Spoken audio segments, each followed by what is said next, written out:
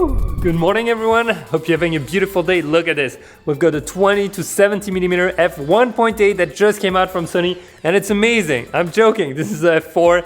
It came out. It is a very, very helpful and versatile lens, and I gotta tell you more about it because I don't think it's gonna fit a lot of you. So why don't we go ask our boy over there and take this other lens at the same time. One sec. Because I want to compare them. I want to compare it to the 24-70 f2.8 GM, the new one that came out.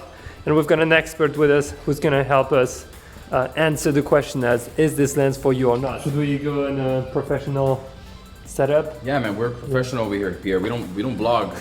That's so like 2015, sir. You know it. Let's go. Let's talk about this. Here we are. Professional setup, Manny. Professionals at work.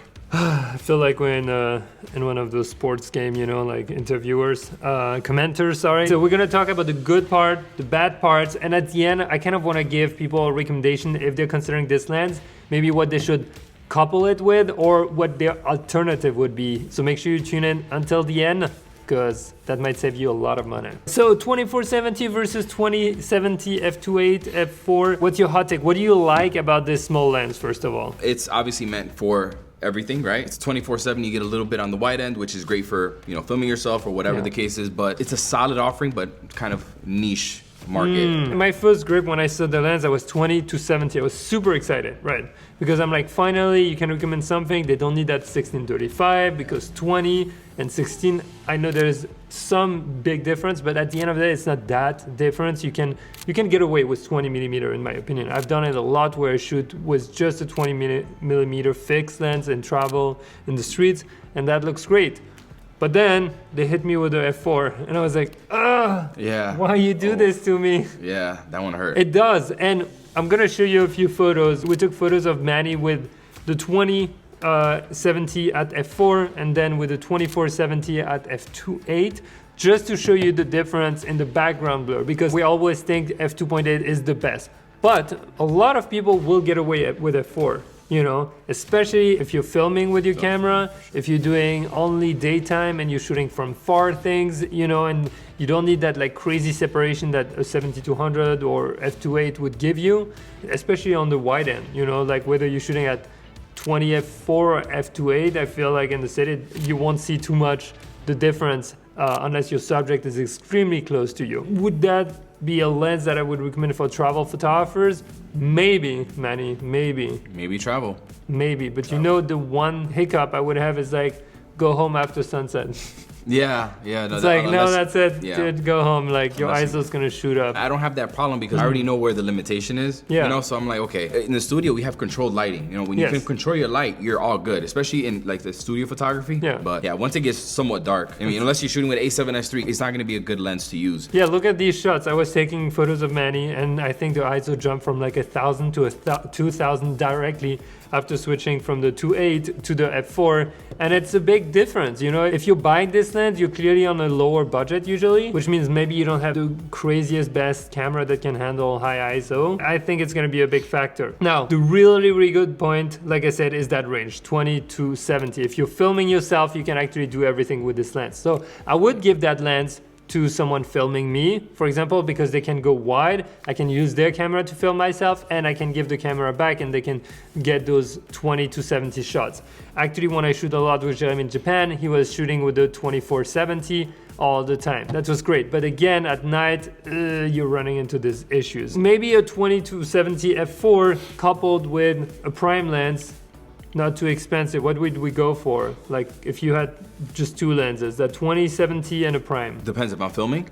No, you're just living your life. Living life, just living life, taking photos. If I'm just living life, like a 35 or something. 35, 1.4? Yeah. Yeah, I agree. 35, 1.4 would be great. And then you can crop in a little bit and get that 50 look without trading off too much quality. So yeah, I would recommend to anyone, if you're considering this lens, get a prime lens or have a prime lens that can shoot really fast, so that you don't feel crippled when the sun goes down and you're gonna be out there at night and you actually want to get like cool portraits with bokeh. Do you notice a lot of bokeh difference between 2.8 and f4 when you shoot usually? If I'm shooting a portrait, Yeah. and let's say I'm zoomed in, 50 millimeters plus, you're gonna notice a pretty good difference. You know, when you're shooting wider, it's not as like obvious. So if you're doing like lifestyle or environmental shot, you actually want to get that cool background blur because you don't want all the people in the background. Or just everything, yeah. Yeah, that's gonna be a little harder. Just because Sony has so many different options, Yeah. like the Tamron 20-40, right? Then we got all the 17-28s and all these different lenses.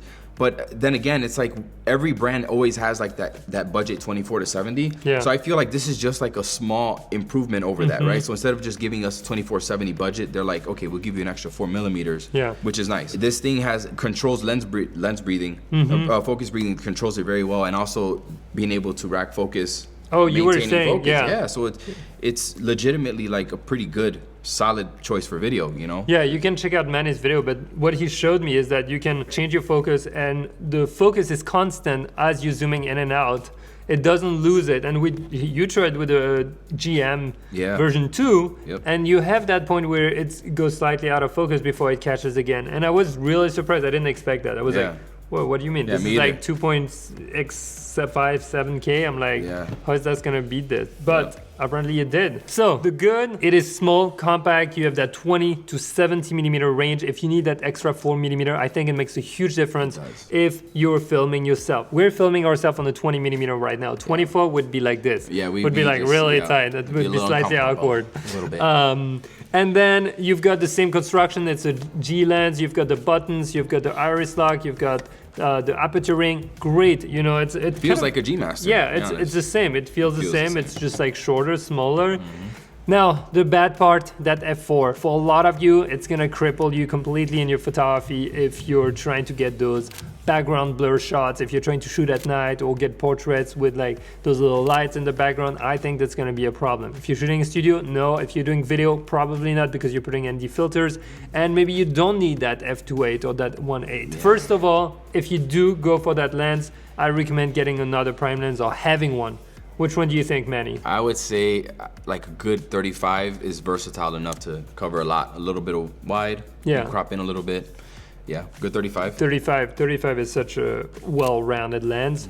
And 35-1.4, if you can get that, you're gonna have those creamy shots with the background blur and all that, especially at night. I would also propose a 85-1.8 if you're really into shooting from further. If you're a little bit afraid of being closer to people, 85-1.8, always a great option. And also, what should you get if you don't want this lens? Maybe you want an f2.8 lens in the same like kind of price range. What do you get? Well, there's the Tamron 20-40 f2.8, and then there's the Tamron 17-28 2.8. Then there's a Sigma 16-35 2.8 for Sony. There's a whole bunch for like around the same price 28 to 75. 75, the more, it's all around $1,000. And they're all solid. Like all the participants in the 30-day advent to do great photos, a lot of them have different lenses, and I love asking them because you know they're like experiencing it. And they're super happy with their Sigmas and Tamrons. And I was super happy when I had them. So I think it's a tough choice. But if you can get a 2.8, I would get a 2.8. You'll never regret. You'll never feel like the guy who got to the football club with the wrong shoes, you know? No, definitely. It's like, I think I could have been better with the crampon shoes, you know, versus the slick shoes. Let us know in the comments what you guys think, because we want to know. What do you think? So at the end of the day, guys, what matters is that you're shooting and that you're progressing with your skills. No matter how much you're going to invest in your camera, it's not going to change much unless you invest in your skills. So check out the 30-day adventure to great photos if you want to progress no matter what gear you have. Check out Manny's channel also. Tons of great resources, and get out there, go shoot, try something different, try something new. Don't buy a lens, buy a ticket to a cool place or a course. Bye.